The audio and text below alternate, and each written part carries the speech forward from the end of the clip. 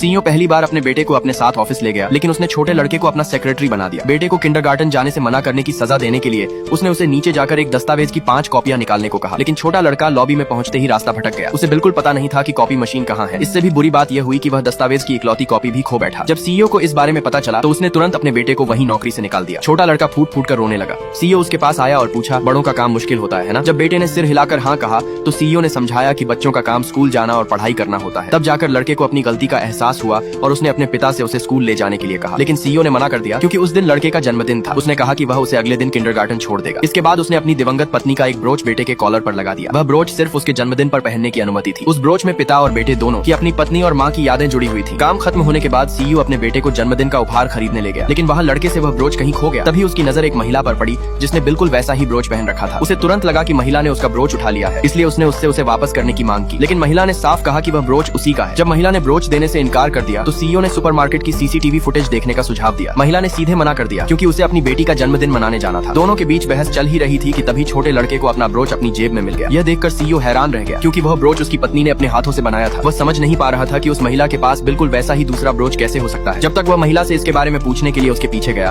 तब तक वह जा चुकी थी। उसे लगा कि अब शायद उनकी मुलाकात कभी नहीं होगी, लेकिन अगले ही दिन उसने उस महिला को फिर से देख लिया। उस समय महिला उसकी कार की खिड़की को शीशे की तरह इस्तेमाल करके अपना मेकअप ठीक कर रही थी। जैसे ही सीईओ की नजर उसके सीने पर लगे ब्रोच पर पड़ी, उसने कार की खिड़की नीचे कर दी। महिला यह देखकर चौंक गई कि यह उसी की कार थी और तुरंत शर्मिंदा हो गई। वह वहाँ से जाने लगी, लेकिन अचानक उसका पैर फिसल गया और वह गिर पड़ी। सीईओ तुरंत कार से बाहर निकला और उसका हालचाल पूछने लगा। ब्रोच के बारे में जानने की इच्छा से उसने पहले उससे माफी मांगी और फिर उसका संपर्क नंबर मांगा। महिला उसे अपना नंबर नहीं देना चाहती थी, लेकिन तभी सीईओ ने अपनी कार पर पड़े एक खरोंच की ओर इशारा किया। तब महिला को एहसास हुआ कि गिरते समय उससे कार पर खरोंच लग गई थी। आखिरकार उसने अपना फोन नंबर एक कागज पर लिखकर कार पर चिपका दिया और वहाँ से चली गई। कुछ समय बाद महिला अपनी बेटी को किंडरगार्टन लेकर गई और उसे अपने हाथों से तैयार किए गए छोटे छोटे उपहार बच्चों में बांटने को कहा। लेकिन हैरानी की बात यह थी कि उसकी बेटी और सीईओ का बेटा एक ही कक्षा में पढ़ते थे। लड़की ने लड़के को अपनी माँ द्वारा बनाया गया एक हेयर क्लिप दिया और दोनों बच्चे जल्दी ही अच्छे दोस्त बन गए। उसी समय शिक्षिका ने सभी माता पिता से कहा कि वे अपने बच्चों के साथ मिलकर प्यार विषय पर एक चित्र बनाएं। लड़के ने सीईओ से रंग बिरंगा चित्र बनाने को कहा, लेकिन सीईओ ने जिद करके केवल काले और सफेद रंग की पेंटिंग बनाई। जब दूसरे बच्चों ने वह चित्र देखा तो वे लड़के का मजाक उड़ाने लगे क्योंकि उसकी पेंटिंग सबकी पेंटिंग से अलग दिख रही थी। महिला ने सीईओ से पूछा कि क्या उसने विषय को गलत समझ लिया है, लेकिन सीईओ को पूरा विश्वास था कि उसकी पेंटिंग बिल्कुल सही है। उसने आत्मविश्वास से कहा कि पहला पुरस्कार निश्चित रूप से वही जीतेगा। तभी शिक्षिका ने प्रतियोगिता के परिणाम घोषित किए। पहला पुरस्कार महिला की बेटी को मिला। यह सुनते ही सीईओ बेहद शर्मिंदा हो गया। महिला ने उससे कहा, तुम्हारा बेटा अभी सिर्फ 5 साल का है, उसे पहले रंगों की पहचान करना सीखने दो, कला की समझ बाद में भी विकसित हो जाएगी। लेकिन सीईओ ने उसकी बात का कोई जवाब नहीं दिया और चुपचाप मुड़कर वहाँ से चला गया।